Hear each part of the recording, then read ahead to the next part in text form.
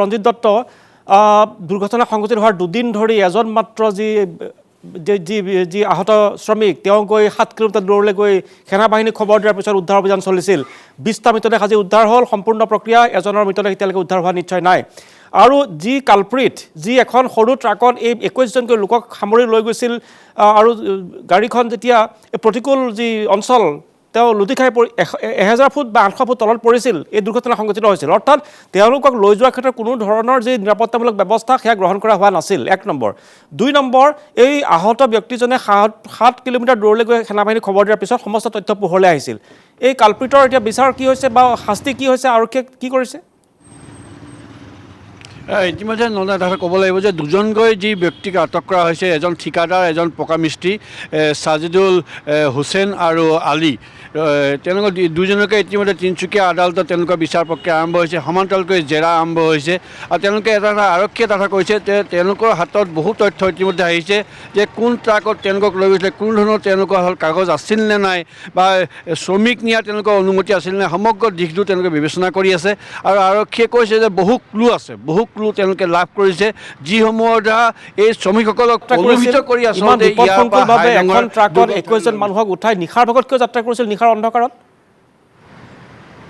সেইটো আসলে গুৰুত্বপূৰ্ণ সেই দিশটো আৰক্ষীয়ে চাইছোঁ বুলি আমি জানিব দিছে ইতিমধ্যে যোৱাকালি যেতিয়া আমি অতিৰিক্ত আৰক্ষী অধীক্ষকৰ লগত কথা পাতিছোঁ তেতিয়া স্পষ্টকৈ কৈছে যে উক্ত বিষয়টো এটা গুৰুত্বপূৰ্ণ বিষয় আৰু সেই বিষয়টো আমি তলত ৰাখিছোঁ যে ট্ৰাকত এনেদৰে শ্ৰমিক নিয়াৰ বিষয়টো এটা সাংঘাতিক বিষয় আৰু যিটো পথত যিখন ট্ৰাক নিয়া হৈছে সেইখন তালৈ কোনো পৰ্যায়ে যাবই নোৱাৰে গতিকে এই সমগ্ৰ দিশসমূহ তেওঁলোকে তদন্ত আওতাত ৰাখিছে আৰু তেওঁলোকে কৈছে ইয়াৰ কাৰণে যিখিনি ব্যৱস্থা ল'ব লাগে যিখিনি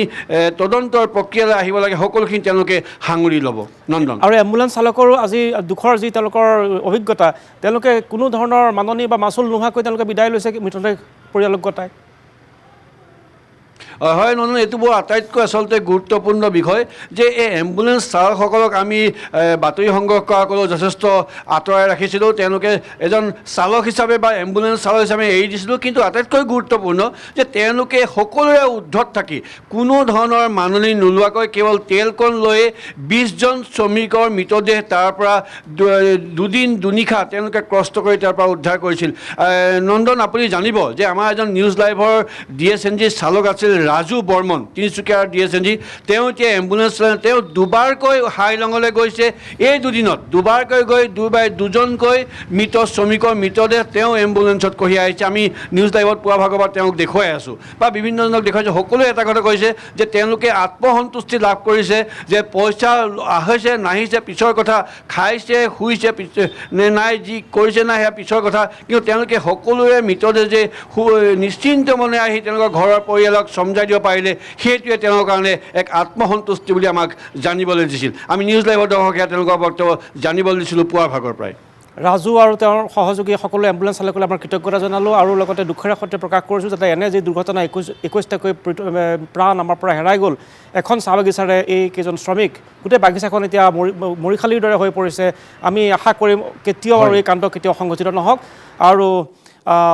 আৰক্ষীয়ে এই দুটা কালপ্ৰিট আলী উপাধিধাৰী আৰু আন এটা আমজাদ নে কি নাম ক'লে সেই আটাইকেইটা এই দুইটা কালপ্ৰিটক নিশাৰ ভাগত এই দুৰ্গম অঞ্চলত য'ত কোনো জনশূন্য অৱস্থা য'ত কোনো জনপ্ৰাণী নাই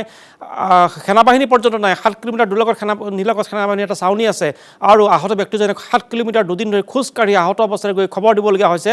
নিশাৰ ভাগত এনে অৱস্থাত এখন সৰু ট্ৰাকত কিয় 21 জন ব্যক্তিক লৈ যোৱা হৈছিল নিশা ঠাণ্ডাত অন্ধকাৰত জনশূন্য অৱস্থাত জনপ্ৰাণীহীন অৱস্থাত কিয় লৈ যোৱা হৈছিল এই কালপ্ৰিটৰ শাস্তি হ'বই লাগিব